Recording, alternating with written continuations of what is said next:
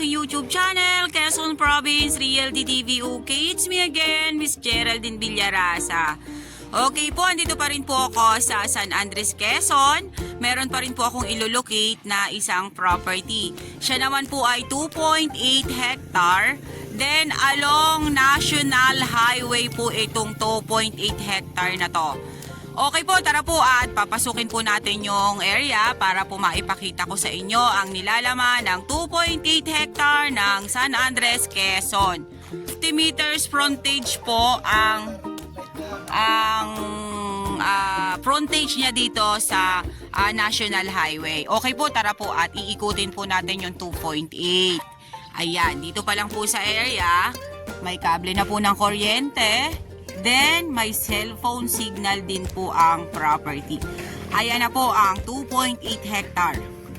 Napakaganda po ng area na to. 100% flat po yung property. Ano po? Then, siya po ay corner lot. Kasi, yung pong kanyang harap ay National Highway. Then, dito naman po sa kanyang tagiliran is Barangay Road naman po ito. Papasok po yan doon sa kaduluduluhan na yon. Then, ito pa po ang kabilang side. Napakaganda po ng area. Ang mga nyug po ay kasagsagan pa lang namumunga. Napakabababa pa po niya. Ito po ay matured CLOA title pa rin. Then, mag-asawa po ang nakapangalan sa titulo.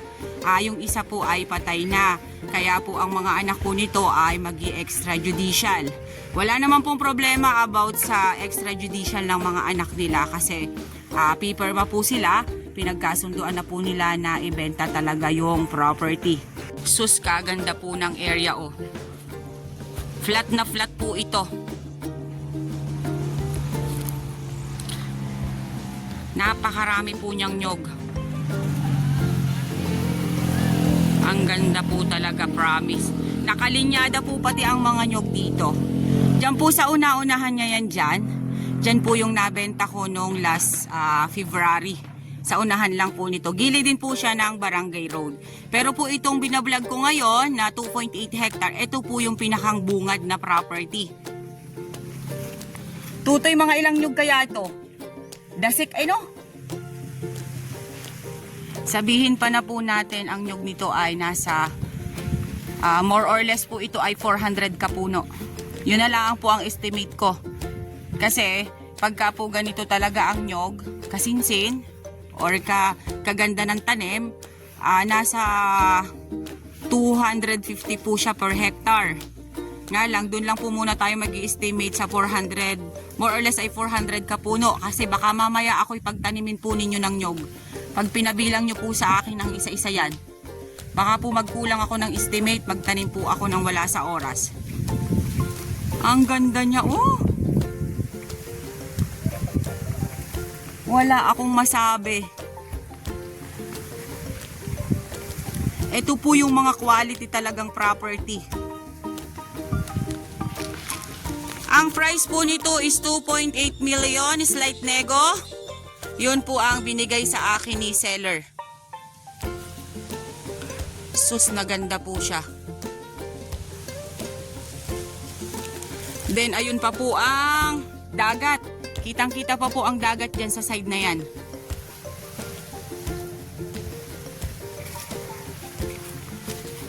Alin ang boundaries, Tutoy? Doon pa sa dulo? Sus, naman sa ganda ng area.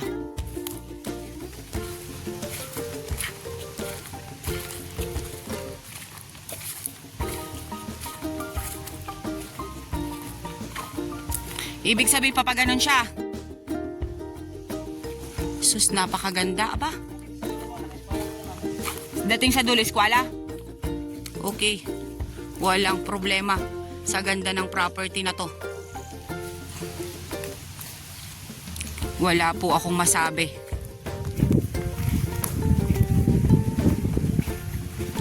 Kasi dito po talaga sa San Andres, sa totoo lang po, halos marami po talaga dito ay mga flat land. Nandito po ang mga area na talagang wala pong masyadong bundok. Napakaganda po talaga, oh. Sa halagang 2.8 million, meron ka na pong 2.8 hectare. Then along National Highway pa po siya. Then yung pong tagiliran niya is barangay road pa rin na sementado. Saan pa po tayo pupunta? Dito na po sa property na to. Avail nyo na po ito. Napakaganda po talaga, promise.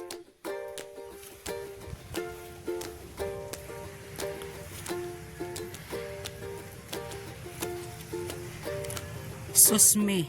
Ang ganda oh. Wala po akong masabi sa property.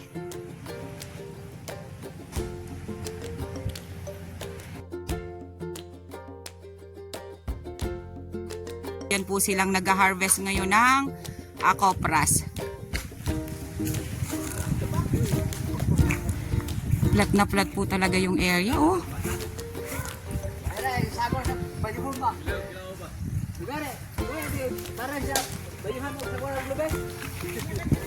Wala lang po talaga akong nakikitang fruit bearings dito. Dito po talaga sa San Andres, medyo po talaga bihira po dito ang mga fruit bearings na makikita. Halos lahat po dito ay nyog ang nasa property. Ganda.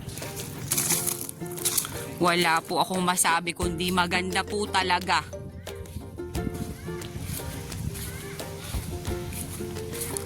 Hindi po nakakasawang tingnan ang ganito ka-flat na area.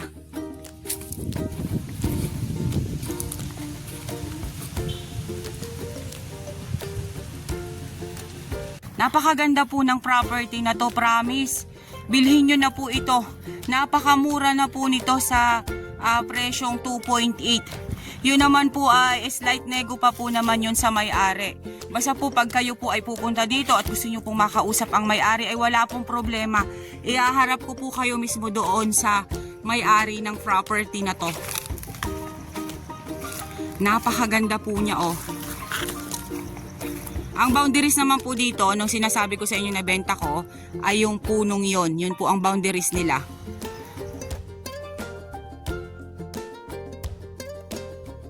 Ito pong side na to, ayan, medyo po siya bakante. Ito lang naman po yan, ang bakante niya. Alin ang end niya? Yung last, yung pinakang dulo. Okay. Ang pinakang boundaries po niya is yung may nyog na yun ang pula.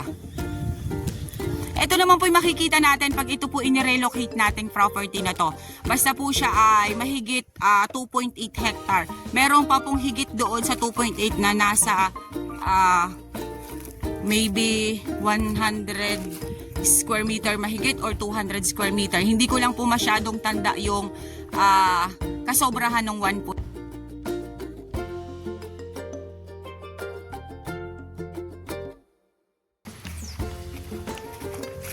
Napakaganda po niya. Tripping nyo na po agad to para mapunta po sa inyo yung property. Napakaganda po niya, napaka-productive niya. Tapos yun nga po, may cellphone signal. Wala po kayong problema sa kalsada kasi corner lot po siya. Then doon naman po sa presyo na 2.8 million ay negotiable pa po yun kay seller. Pag pumunta po kayo dito at gusto nyo pong makausap ng may-ari, ipapakilala ko po kayo, pag-uusapin ko po kayo. Then yun nga lang po, yung pong nasa title ay patay na po yung isa. Kasi mag-asawa po sila, patay na po yung isa dun sa titulo. Matured CLOA title. Napakaganda po ng area. Wala po akong masabi.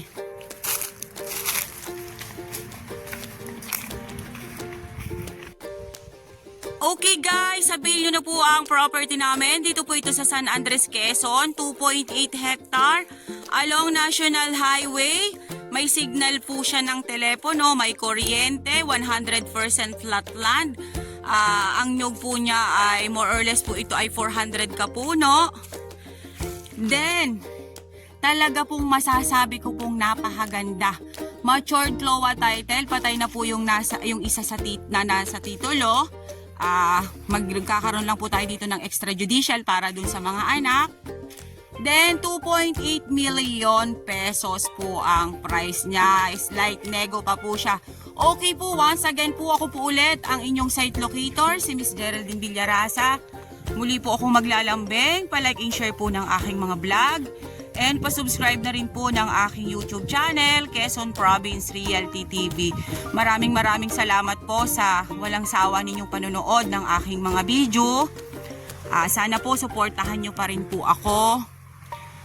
Yung pong mga buyers na nag-i-inquire sa akin, maraming salamat po. Yung mga buyers na bumababa, maraming salamat po sa mga nakapag-avail po sa akin ng property. Then dun sa mga nagpapa-schedule ng tripping, tara na po, punta na po kayo dito sa Quezon at baka po maunahan kayo ng iba. Mabili nyo na po yung property na gusto nyo sa akin. Okay po, thank you po for watching!